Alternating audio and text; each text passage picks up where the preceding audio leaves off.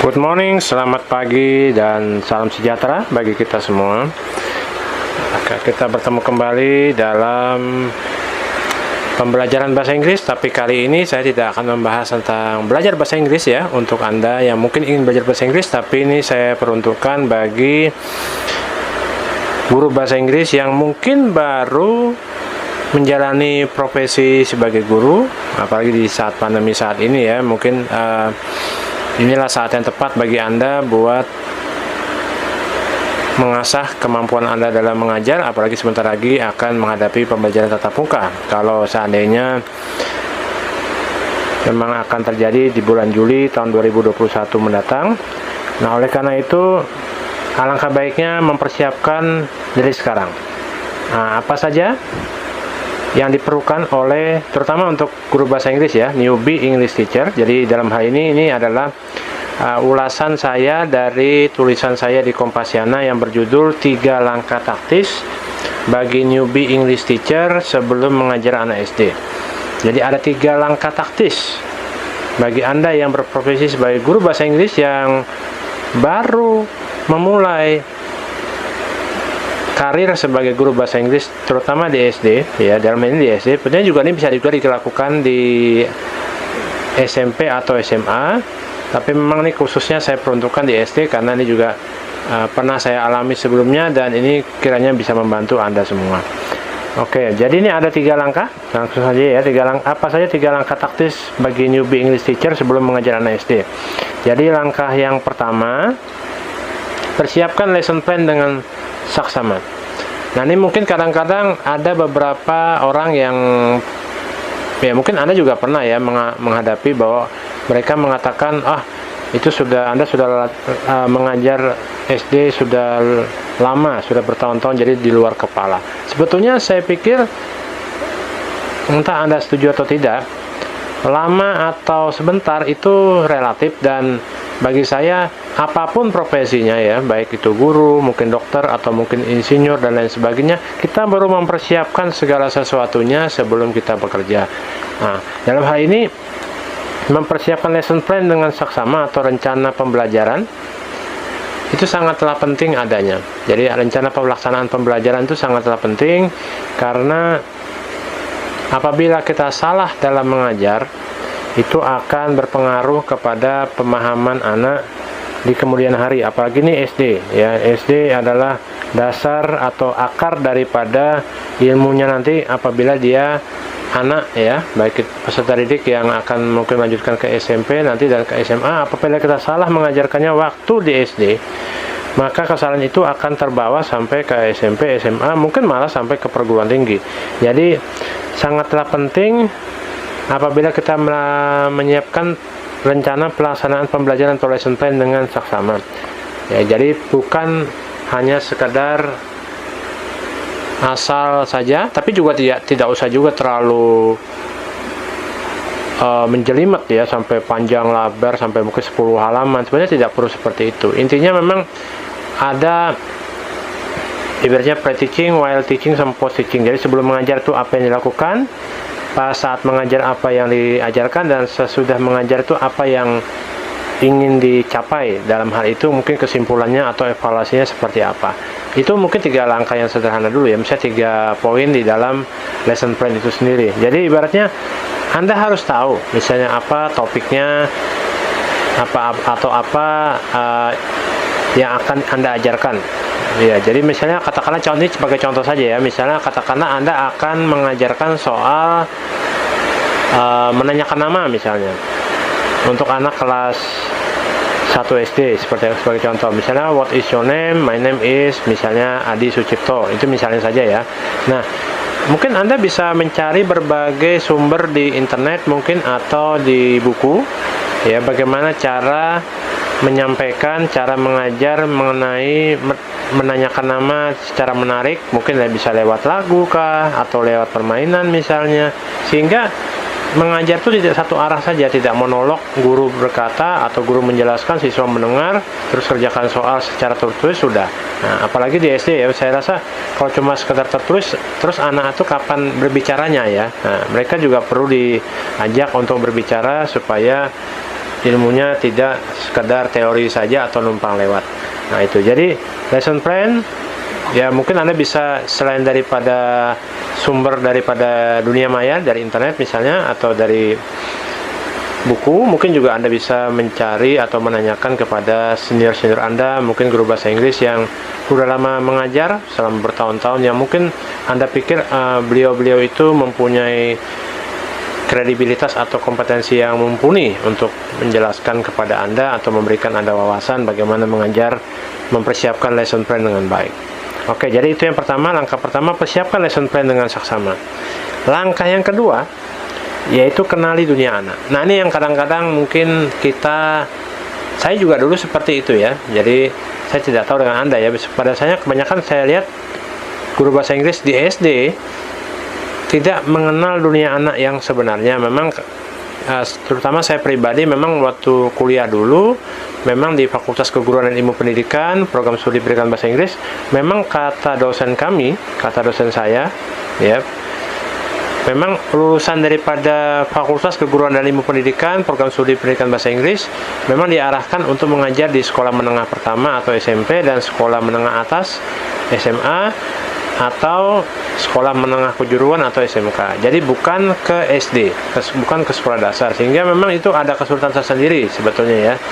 Waktu saya mengajar di SD, memang 1 tahun pertama memang pergumulan berat bagi saya, karena memang saya tidak terlalu tahu.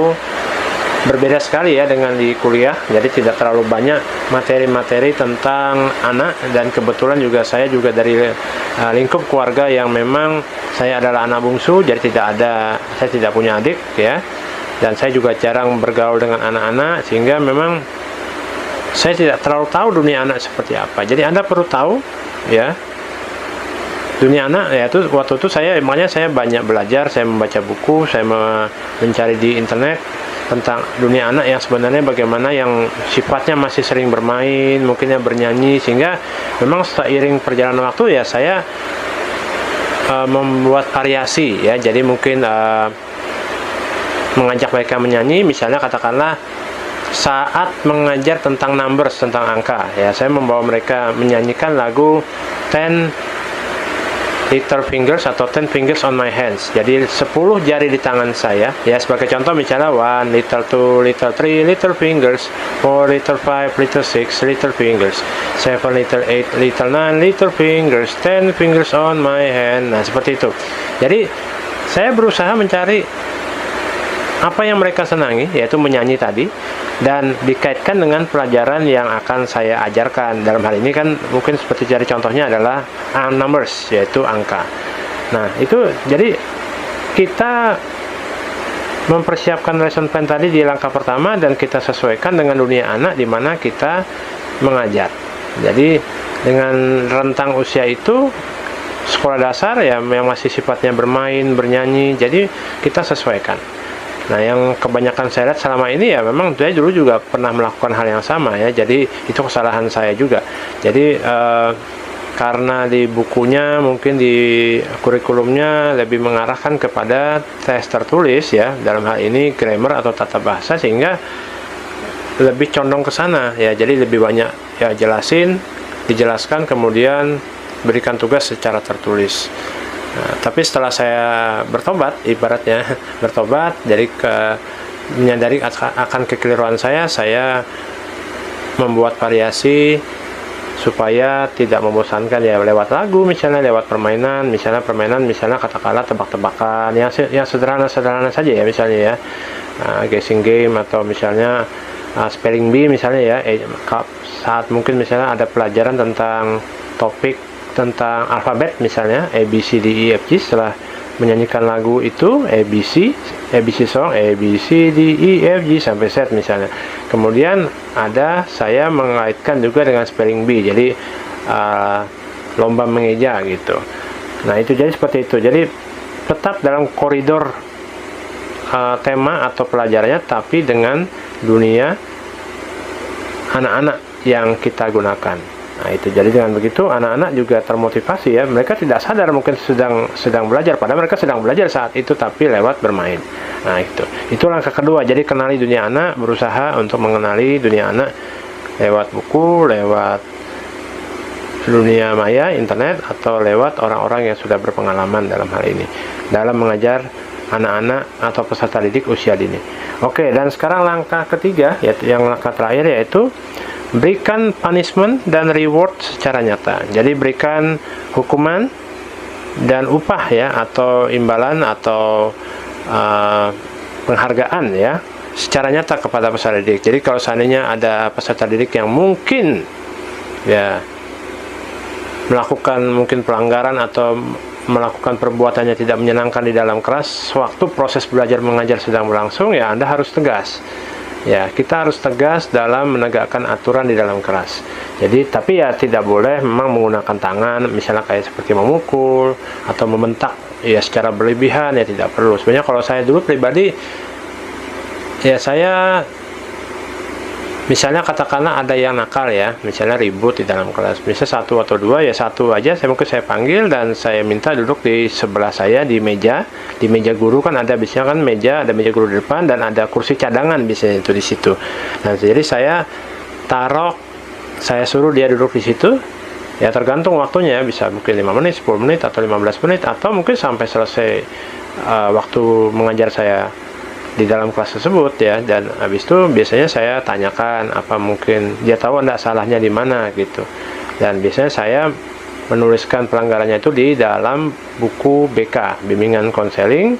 Dan kalau sekiranya mungkin bisa sampai 3 kali atau mungkin bisa saya 3 kali ya pelanggaran itu dia lakukan, saya akan memanggil ya, meminta orang tua atau wali muridnya datang ke sekolah untuk bertanya ya. Dalam hal ini bertanya di sini ya konsultasi atau mungkin mengetahui bagaimana kebiasaannya di rumah ya, sifat-sifatnya, dan bagaimana orang tuanya mendidik anak di rumah.